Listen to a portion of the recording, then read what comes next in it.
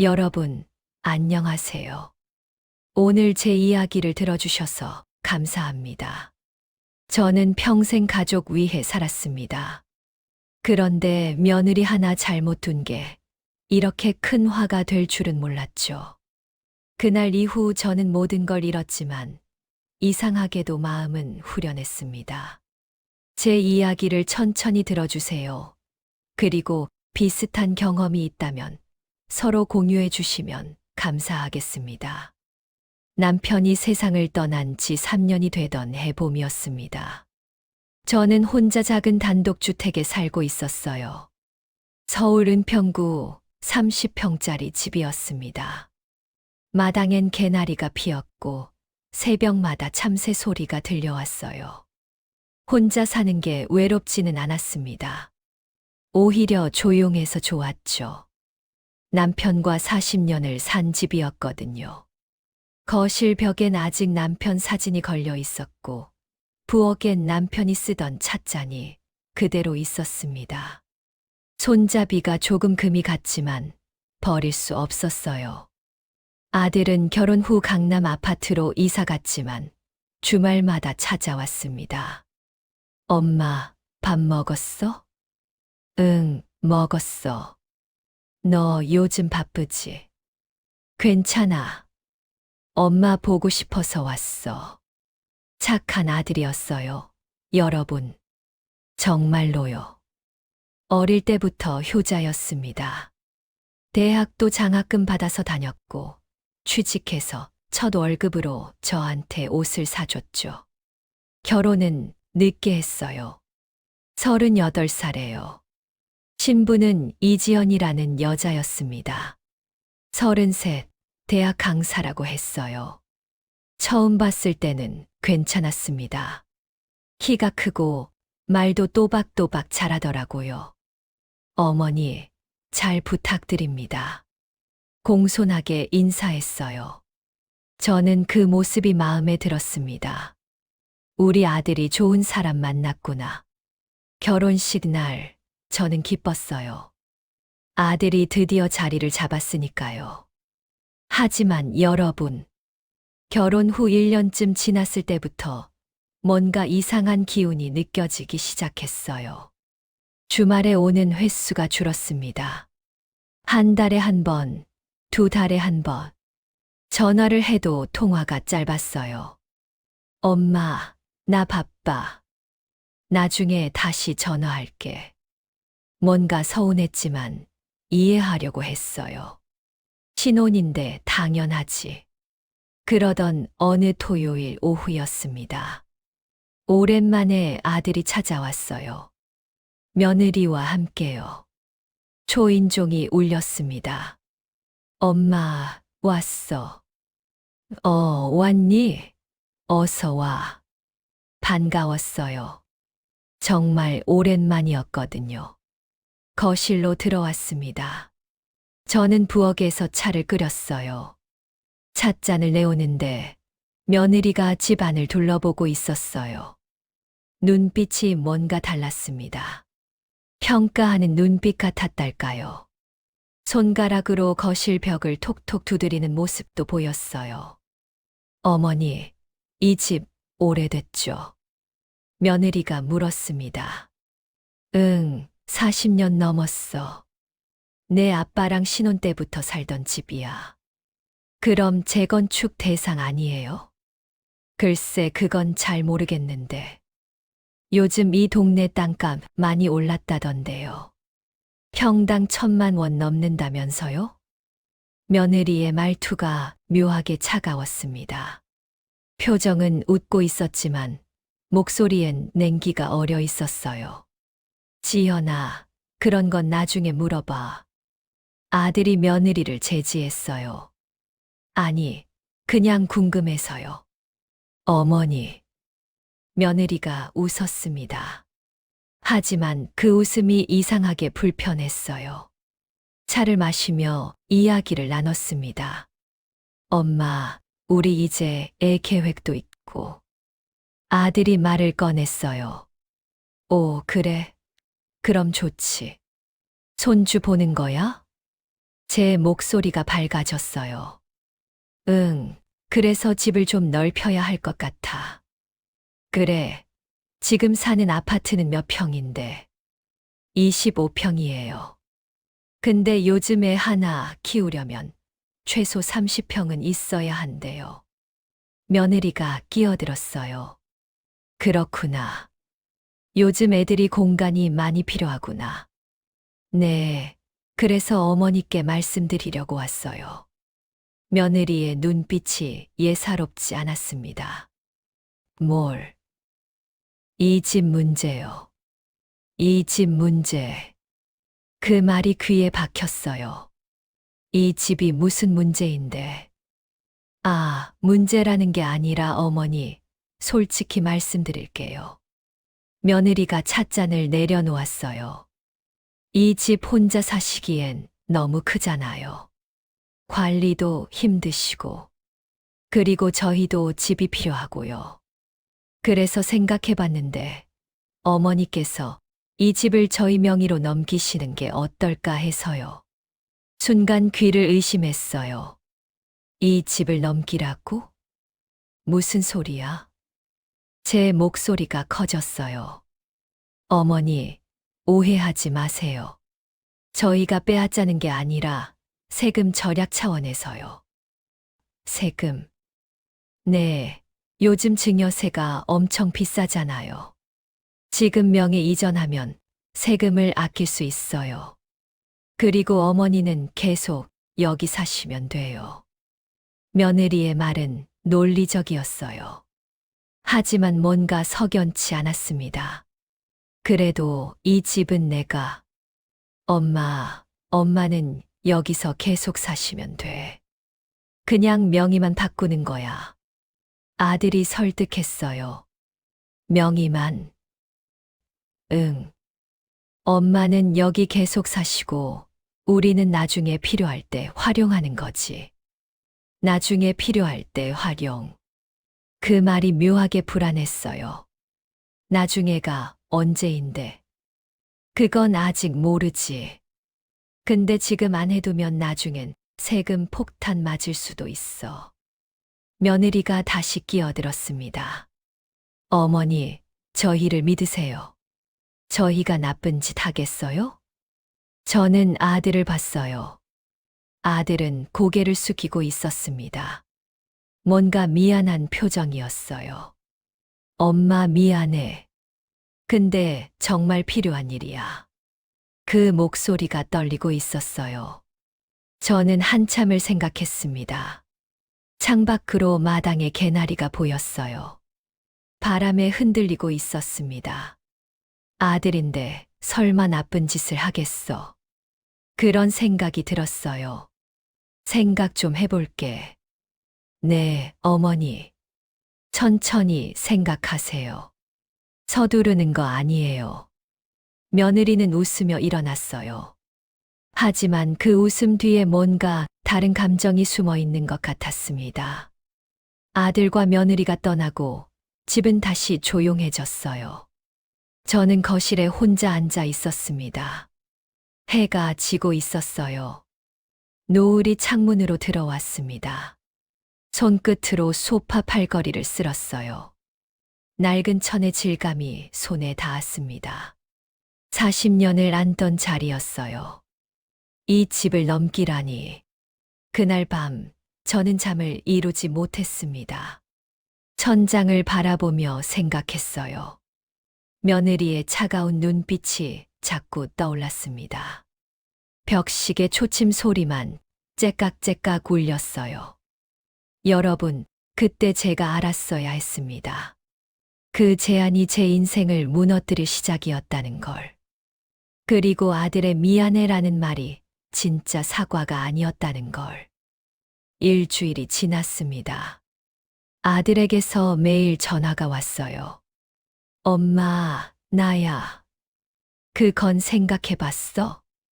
아직 잘 모르겠어. 엄마, 진짜 우리한테 좋은 일이야. 세무사한테도 물어봤는데 지금 안 하면 나중에 후회한대. 목소리에 조급함이 묻어났어요. 그래도 좀 더 생각해 볼게. 엄마, 이번 주말에 다시 갈게. 그때 서류 가져갈게. 서류?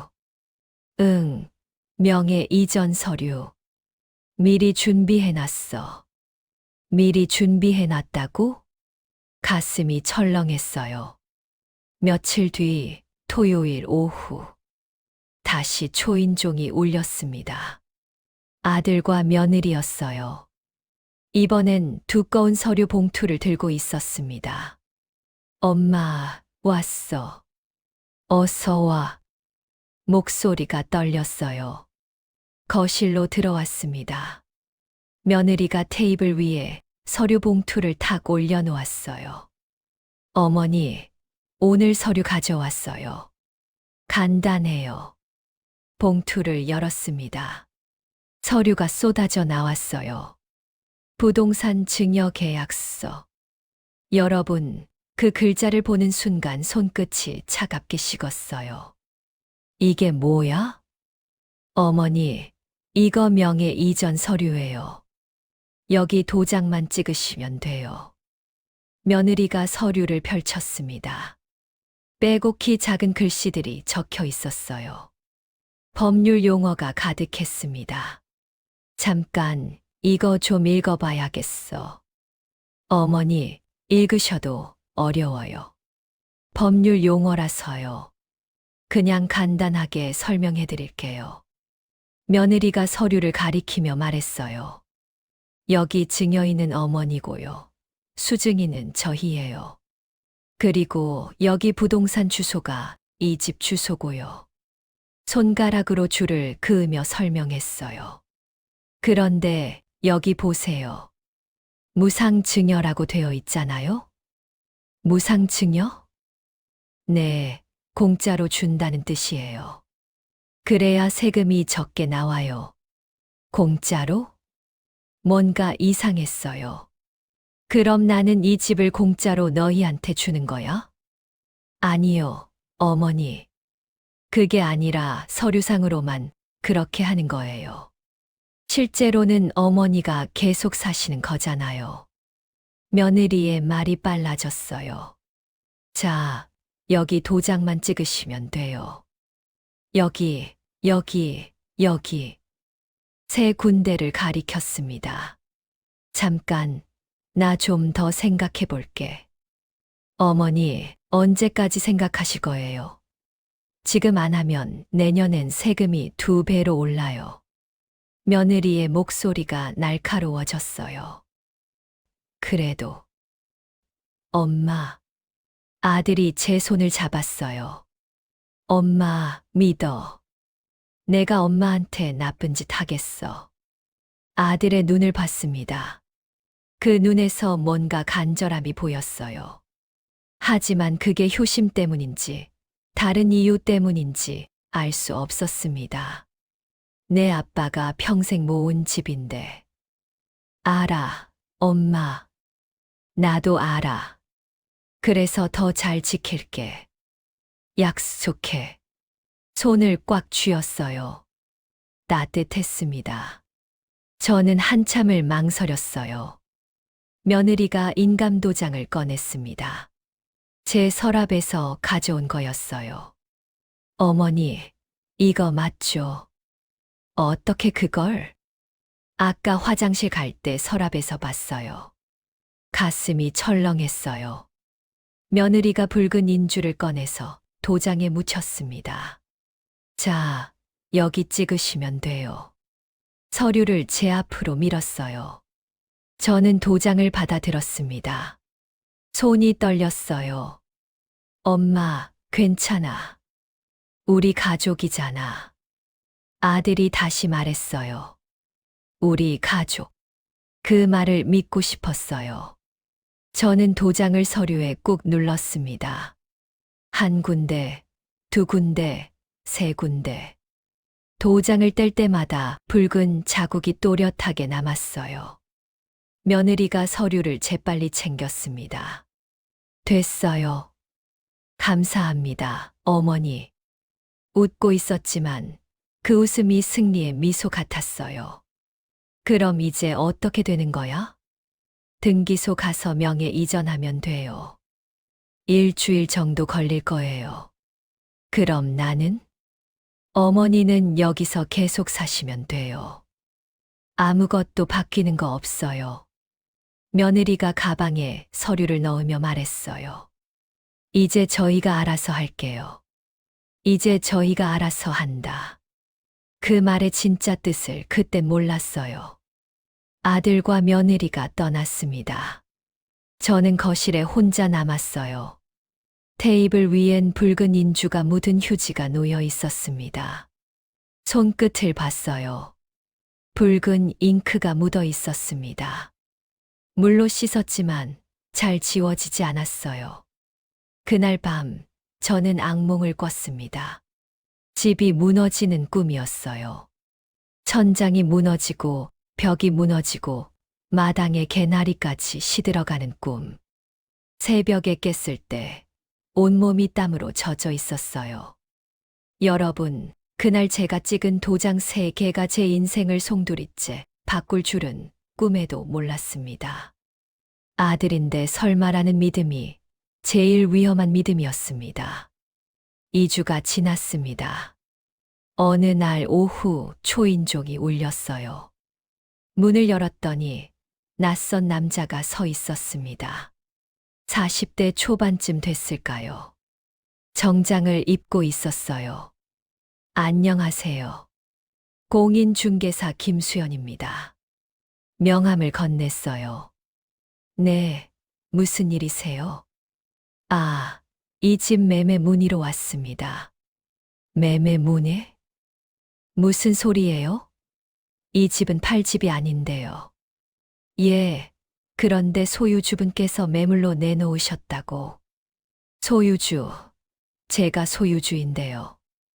남자가 서류를 꺼냈어요. 여기 보시면 소유주가 이민준 씨로 되어 있는데요. 이민준, 제 아들 이름이었어요. 뭐라고요? 서류를 빼앗아 봤습니다. 부동산 등기부등본, 소유자 이민준, 등기일 2024년 10월 15일. 여러분, 그 순간 눈앞이 캄캄해졌어요. 이게 뭐예요? 어머니, 혹시 모르고 계셨어요? 이 집 명의가 바뀐 거요. 명의가 바뀌었다고? 네, 2주 전에 증여로 명예 이전됐어요. 여기 보세요. 손가락으로 서류를 가리켰어요. 거기엔 제 도장이 찍혀 있었습니다. 제가 찍은 그 도장. 아니, 그건 그냥 세금 절약 때문에.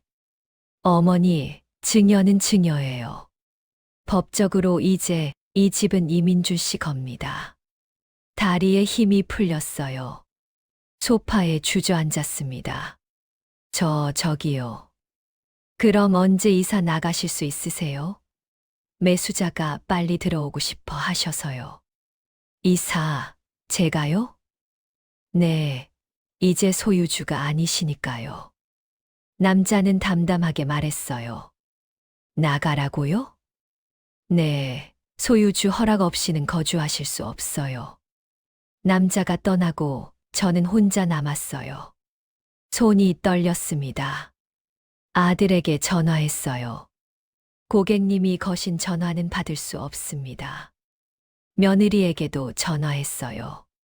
전원이 꺼져 있거나 통화권 밖에 있습니다. 둘 다 전화를 받지 않았어요.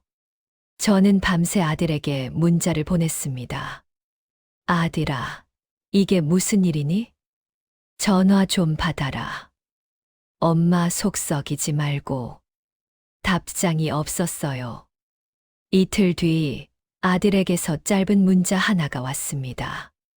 엄마, 미안해. 해외 출장 중이야. 한 달 후에 들어가. 그때 설명할게. 한 달 후. 저는 등기소에 갔어요. 등기부등본을 떼봤습니다. 소유자 이민준. 그 밑에 또 다른 글자가 보였어요. 근저당 2억. 근저당 2억. 여러분, 이게 뭔지 아세요? 집을 담보로 2억을 빌렸다는 뜻이에요. 이게 무슨? 등기소 직원이 설명했습니다. 집 명의가 바뀐 후 바로 근저당을 설정했네요. 이민준 씨가 대출 받으신 것 같은데요. 대출을? 네, 아마 사업 자금이나 다른 용도로 쓰신 것 같아요. 돌아오는 길, 버스 안에서 눈물이 났어요. 참으려고 했지만 참을 수 없었습니다. 옆자리 할머니가 물었어요. 할머니, 괜찮으세요? 네, 괜찮아요. 하지만 괜찮지 않았어요. 집에 돌아와서 저는 밤마다 낡은 거실을 걸었습니다. 문지방을 손끝으로 쓸었어요. 그 나무의 결이 손끝에 닿을 때마다 여기가 내 집이었는데 하는 생각이 들었습니다. 40년을 산 집. 남편과 함께 웃고 울던 집. 아들을 키운 집. 이제 남의 집이 된 거예요. 며칠 뒤 또 낯선 사람이 왔습니다. 이번엔 은행 직원이었어요. 이민준 씨 계신가요? 아들이요. 지금 없는데요. 그럼 연락처 좀 알 수 있을까요? 대출 연체가 3개월째예요. 대출 연체.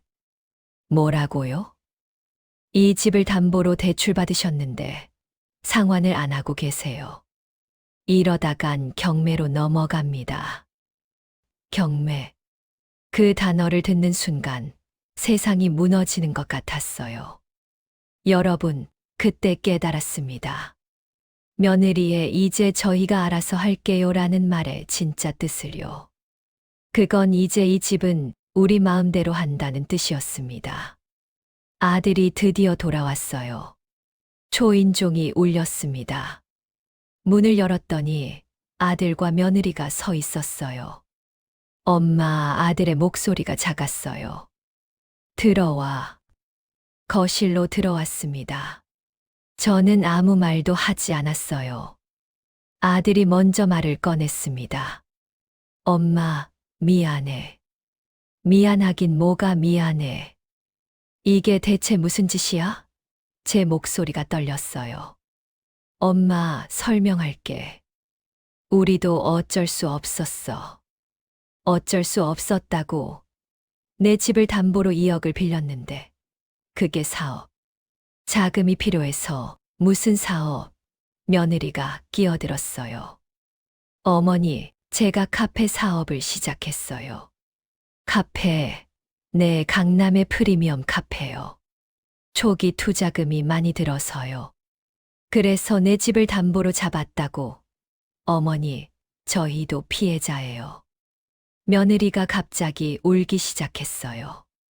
카페가 망했어요. 처음 6개월은 잘 됐는데 근처에 스타벅스가 들어오면서 눈물을 닦으며 말했어요. 그래서 대출금을 갚을 수가 없었어요. 어머니, 저희도 힘들어요. 여러분, 그 눈물이 진짜인지 거짓인지 알 수 없었어요. 그럼 이 집은 어떻게 되는 거야? 제가 물었습니다. 아들이 고개를 숙였어요. 경매로 넘어갔어.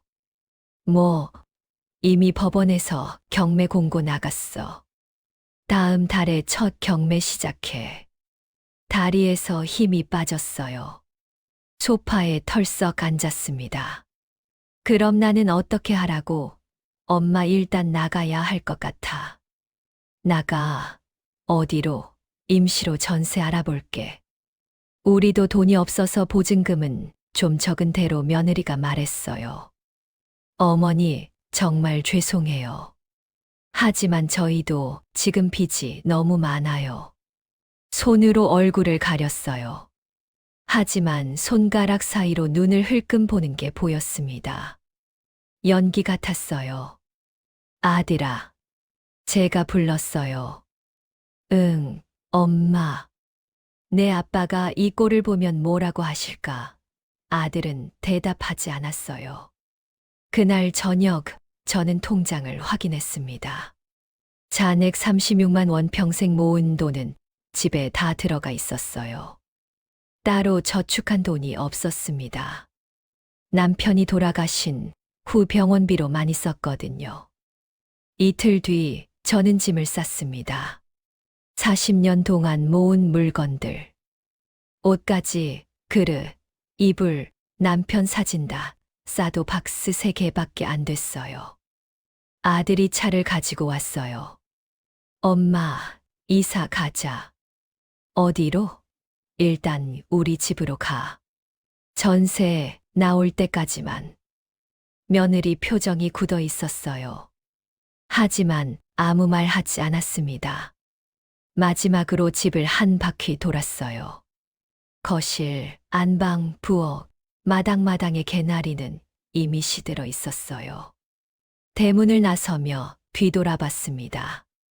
안녕, 우리 집.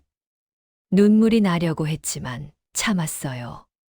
강남 아파트에 도착했습니다. 25평짜리 새 아파트였어요. 엄마, 방은 저기야. 작은 방. 5평도 안 되는 방이었어요. 창문도 작았습니다. 짐을 풀고 침대에 누웠어요. 천장을 바라봤습니다. 새 아파트 천장이었지만 낯설었어요. 거실에서 며느리 목소리가 들렸습니다. 여보, 언제까지 모시고 있을 거야? 쉿 들려. 아니, 진짜 답답해. 우리 공간도 좁은데. 좀 참아. 전세 나오면 보낼게. 작은 목소리였지만 다 들렸어요.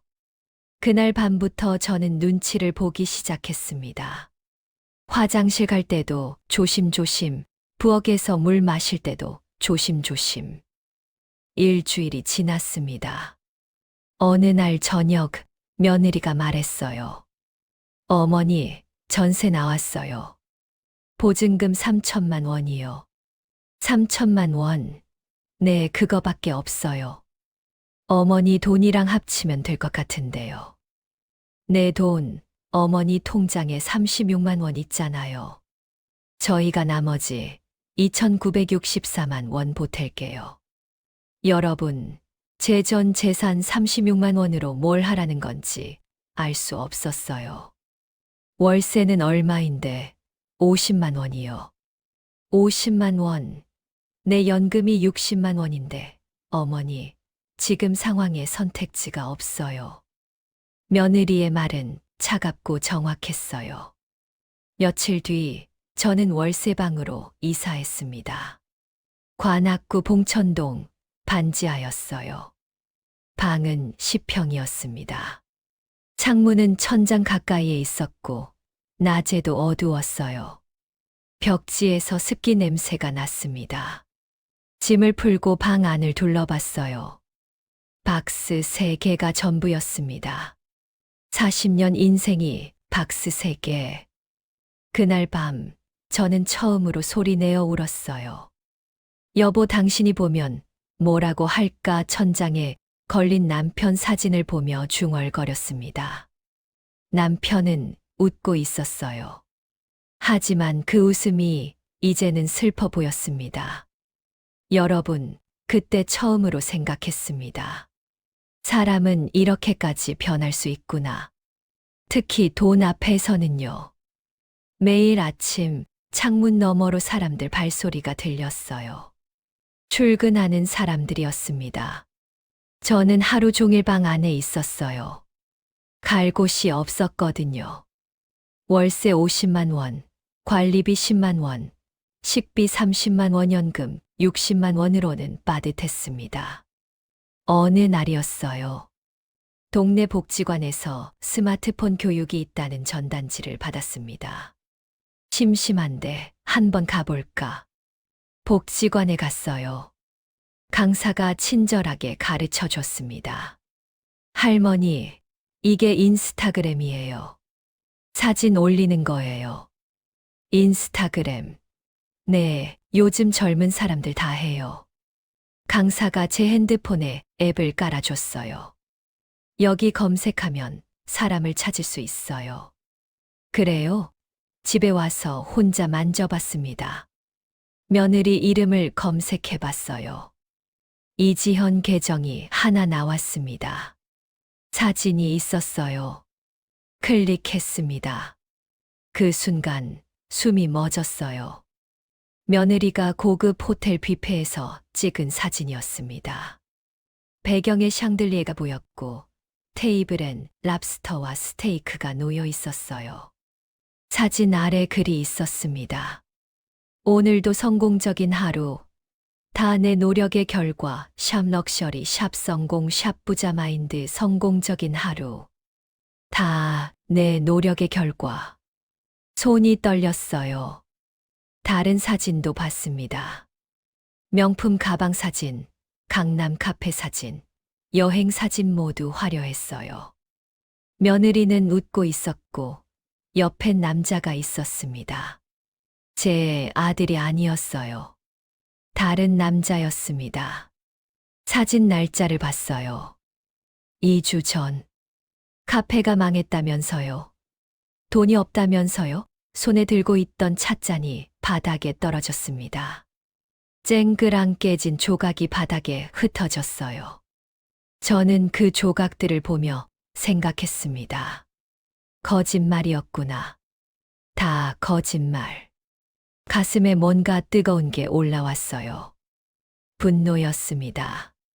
40년 넘게 참고 살았어요. 남편 돌아가시고도 참았고, 외로워도 참았고, 아들 결혼할 때도 참았어요. 하지만 이건 참을 수 없었습니다.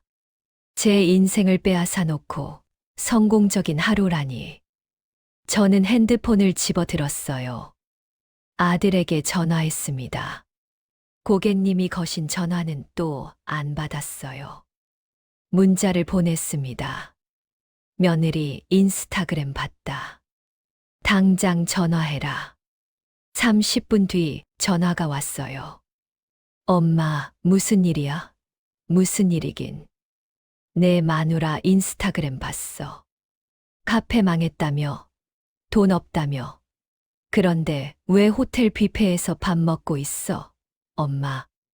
그건 그리고 옆에 남자는 누구야? 너 아니던데. 그건 사업 파트너야. 사업 파트너. 카페 망했다며. 엄마, 새로운 사업 시작했어. 뭐, 지연이가 온라인 쇼핑몰 시작했어. 수입이 좀 생겼어. 수입이 생겼으면 내 집 대출 왜 안 갚아? 그건 아직 이익이 많이 안 나서. 거짓말, 제 목소리가 커졌어요. 엄마, 진짜야. 조금만 기다려봐. 나중에 다 갚을게. 나중은 없어. 당장 갚아. 엄마, 당장 못 갚으면 내가 직접 찾아가겠어. 전화를 끊어버렸어요. 손이 떨렸습니다. 그날 밤 저는 한숨도 자지 못했어요. 천장을 바라보며 생각했습니다. 내가 준 걸 내가 다시 가져온다. 그날 이후 마음속에 한 가지 결심이 생겼습니다. 가만히 당하고만 있을 순 없었어요. 여러분, 그날 제 안에서 뭔가가 깨어났습니다. 70년 인생에서 처음 느껴보는 감정이었어요. 바로 복수라는 이름의 감정이었습니다. 제 6장 반전의 시작 다음 날 아침, 저는 경찰서에 갔습니다. 민원실 창구에 앉았어요. 무슨 일로 오셨어요? 경찰관이 물었습니다. 사기당한 것 같아서요. 어떤 사기인데요? 저는 천천히 설명했어요. 집 명의를 넘긴 일, 근저당 2억, 며느리의 거짓말. 경찰관이 컴퓨터를 두드리며 물었습니다. 며느리 성함이 어떻게 되세요? 이지연이요. 생년월일은 1991년 3월 15일이요. 타자 치는 소리가 들렸어요. 잠시 후 경찰관의 표정이 변했습니다. 할머니, 이 사람 전과가 있네요. 전과요? 네, 2019년에 사기죄로 집행유예 받았어요. 가슴이 철렁했어요. 무슨 사기요? 투자 사기요. 지인들한테 사업 투자하면 배당 준다고 속여서 돈 받아먹고 잠적했대요. 그리고 여기 공범이 한 명 더 있네요. 김태우라는 사람. 김태우, 그 이름이 나 찍었어요. 할머니, 혹시 이 사람 아세요? 경찰관이 사진을 보여줬어요. 제 아들의 대학 친구였습니다. 아, 알아요. 우리 아들 친구예요. 그 친구도 전과자예요. 투르자 사기로 2년 살고 나왔어요. 여러분, 그 순간 모든 퍼즐이 맞춰졌어요. 며느리는 처음부터 계획했던 거예요. 제 아들을 이용해서 제 집을 빼앗으려고. 할머니, 이거 고소하셔야 할 것 같은데요. 고소요? 네, 사기죄로요. 증거가 있으면 가져오세요. 저는 집으로 돌아왔어요. 박스를 뒤졌습니다. 증여계약서, 문자 내역, 통장 내역 모두 모았어요. 그리고 며느리 인스타그램을 캡처했습니다. 호텔 뷔페 사진, 명품 가방 사진, 여행 사진 모두 출력했어요. 며칠 뒤 다시 경찰서에 갔습니다. 할머니, 증거 가져오셨어요? 네. 서류 뭉치를 건넸어요. 경찰관이 하나하나 확인했습니다. 이 정도면 고소 가능해요. 사기 및 횡령죄로 접수하겠습니다. 그럼 제 집은 돌려받을 수 있나요? 그건 어려울 것 같아요. 이미 경매 넘어갔으니까요. 하지만 손해배상은 청구할 수 있어요. 손해배상, 네, 재판에서 이기면 며느리한테 돈을 받아낼 수 있어요. 그날 밤 아들에게서 전화가 왔어요. 엄마, 무슨 짓이야? 지연이가 경찰서에서 조사받았어. 그래, 내가 고소했어. 왜, 가족끼리 왜 이래? 가족. 내가 나한테 한 게 가족이 할 짓이야. 엄마, 지연이는 잘못 없어. 다 내가 한 거야. 거짓말하지 마. 다 알아. 지연이 전과도 있고 김태우랑 공범인 것도 다 알아. 전화기 너머로 숨소리만 들렸어요. 아들아, 너 지금 속고 있는 거야. 지연이는 처음부터 우리 집이 목적이었어. 아니야, 엄마. 지연이는 진심이야. 진심, 진심으로 시어머니 집을 빼앗아. 엄마, 이제 법정에서 보자. 전화를 끊었어요. 손이 떨렸지만 후회는 없었습니다. 며칠 뒤 며느리에게서 편지가 왔어요. 봉투를 열었습니다. 어머니, 제발 고소 취하해 주세요. 저도 살아야 해요. 제발요. 짧은 편지였어요. 하지만 사과는 없었습니다. 저는 편지를 찢어버렸어요.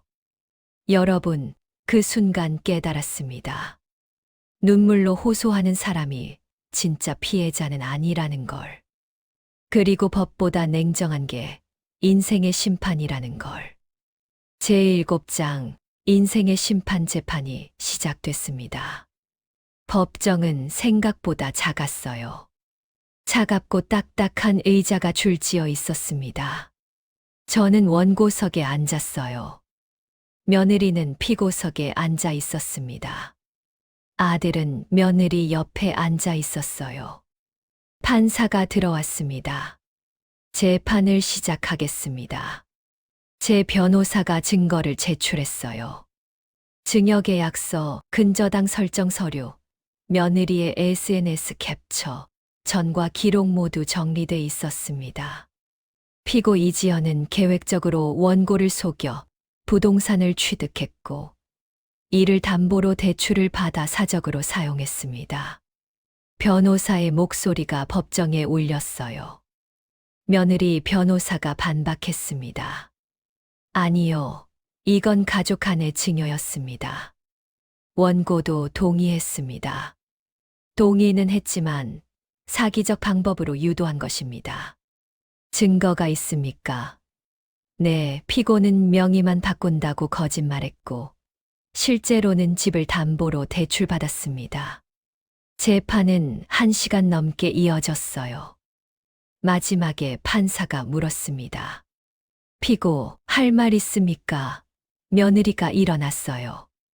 죄송합니다, 판사님. 저도 어쩔 수 없었어요.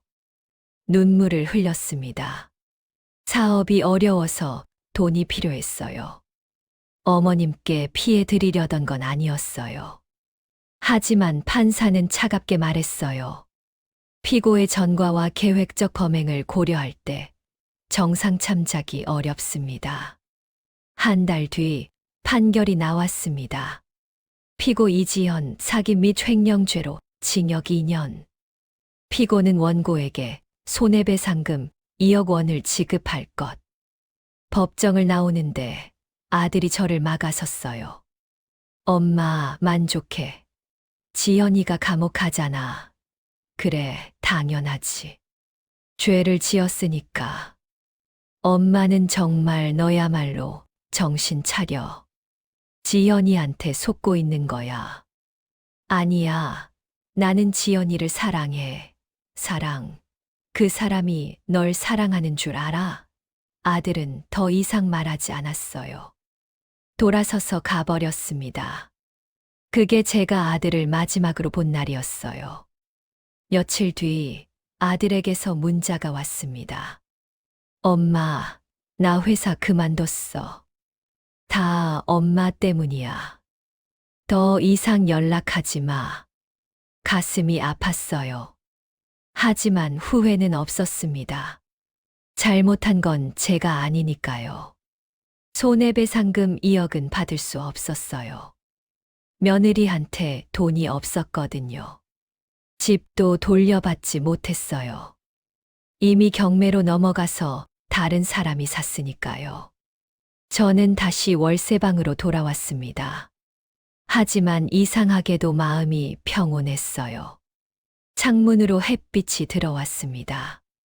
비록 작은 창문이었지만 따뜻했어요. 내가 잃은 건 집이었지만 되찾은 건 나 자신이었습니다. 더 이상 누구 눈치 보지 않아도 됐어요. 더 이상 거짓말에 속지 않아도 됐습니다. 여러분, 그날 깨달았습니다. 가족이라는 이름으로 포장된 배신이 제일 아프지만 그걸 끊어내는 게 진짜 용기라는 걸. 제8장 편지 한 통으로부터 6개월이 지났습니다. 저는 동네 복지관에서 자원봉사를 시작했어요. 노인 무료 급식소였습니다. 설거지하고 청소하고 어르신들 식사 나르는 일이었어요. 힘들었지만 보람 있었습니다. 할머니 고마워요. 밥을 드시는 어르신들이 웃으며 말할 때마다 가슴이 따뜻해졌어요. 어느 날이었습니다. 우편함에 편지가 한 통 들어 있었어요. 발송인 주소를 봤습니다. 서울구치소. 가슴이 두근거렸어요. 봉투를 뜯었습니다. 편지지를 펼쳤어요. 어머니 이렇게 편지 쓰는 게 부끄럽습니다. 저는 결국 제 욕심 때문에 모든 걸 잃었습니다. 어머니께 한 짓을 변명할 수 없습니다. 다만 한 가지만 말씀드리고 싶어요. 저는 민준 오빠를 정말 사랑했어요. 그건 거짓이 아니었어요. 하지만 돈 욕심이 그 사랑보다 컸나 봅니다. 지금 여기 감옥에 있으면서 계속 생각납니다. 어머니가 해주셨던 밥이요. 특히 된장찌개. 그때는 몰랐는데 그게 얼마나 따뜻한 건지 이제야 알겠어요. 어머니, 정말 죄송합니다. 용서해달라는 말은 하지 않겠습니다. 자격이 없으니까요. 그냥 어머니 밥이 그립다는 말만 하고 싶었어요. 지연 올린 편지를 읽는 동안 눈물이 났어요. 미워하고 싶었는데 미워할 수 없었어요. 그 한 줄에서 묘한 따뜻함이 흘러나왔습니다. 어머니, 밥이 그립습니다. 사람은 결국 따뜻함을 그리워하나 봐요. 돈도, 집도, 명품도 아닌 밥 한 끼의 온기를요. 저는 편지를 접었어요. 창밖을 봤습니다. 겨울이 지나고 봄이 오고 있었어요. 복지관 마당에 개나리가 피기 시작했습니다. 예전 우리 집 마당에 피던 그 개나리처럼요. 며칠 뒤 저는 구치소에 면회 신청을 했습니다. 면회 가능합니다. 이번 주 토요일 오후 2시요. 토요일이 됐어요. 구치소 면회실은 차가웠습니다. 투명한 유리창 너머로 며느리가 앉아 있었어요. 죄수복을 입고 있었습니다. 얼굴이 많이 야위어 있었어요. 전화기를 들었습니다. 어머니 며느리의 목소리가 떨렸어요. 왔어. 죄송해요. 정말 됐어. 사과는 이미 들었어. 침묵이 흘렀어요. 저는 가방에서 뭔가를 꺼냈습니다. 도시락이었어요. 이거 먹어. 뭐예요? 된장찌개. 내가 그립다고 했잖아. 며느리의 눈에서 눈물이 흘렀어요. 어머니, 저는 그만 울어. 밥이나 먹어. 교도관이 도시락을 며느리에게 전달했어요. 며느리는 뚜껑을 열었습니다. 따뜻한 김이 올라왔어요. 한 숟가락 뜨는 순간 며느리가 소리내어 울었습니다. 저는 그 모습을 보며 생각했어요. 미움의 끝엔 후회가 있고 후회의 끝엔 용서가 있습니다. 용서한다고 해서 잘못이 없어지는 건 아니에요. 하지만 용서하지 않으면 제 마음이 계속 아프니까요. 면회를 마치고 나왔어요. 햇빛이 눈부셨습니다. 버스를 타고 집으로 돌아왔어요. 월세 50만 원짜리 반지하. 작지만 제 집이었어요. 저녁을 먹고 설거지를 하고 남편 사진 앞에 앉았습니다. 여보, 나 오늘 지연이 면회 갔다 왔어. 사진 속 남편은 웃고 있었어요. 미안해. 우리 집 못 지켰어. 근데 있잖아. 나는 괜찮아. 눈물이 났지만 슬프지 않았어요. 우리 다시 시작하는 거야. 여기서. 창밖으로 별이 보였어요. 작은 창문이었지만 별은 똑같이 반짝이고 있었습니다. 여러분, 이제 압니다. 사람은 가진 돈으로 평가받을 때가 많지만 진짜 부자는 용서를 배운 사람이라는 걸. 그리고 결국 인생은 되돌려주는 법이더군요. 미움도 사랑도 모두. 긴 이야기 들어주셔서 감사합니다. 저는 집을 잃었습니다. 아들도 잃었어요. 하지만 제 자신은 잃지 않았습니다. 사람은 가진 돈으로 평가받을 때가 많지만 진짜 부자는 용서를 배운 사람입니다. 결국 인생은 되돌려주는 법이더군요. 미움도 사랑도 배신도 용서도 모두 부메랑처럼 돌아옵니다. 지금 저는 작은 방에서 삽니다. 하지만 마음만은 넓어요. 여러분도 기억하세요. 집은 잃어도 마음은 잃지 마세요. 감사합니다. 여러분들의 다양한 경험을 공유해 주세요. 구독과 좋아요 부탁드립니다.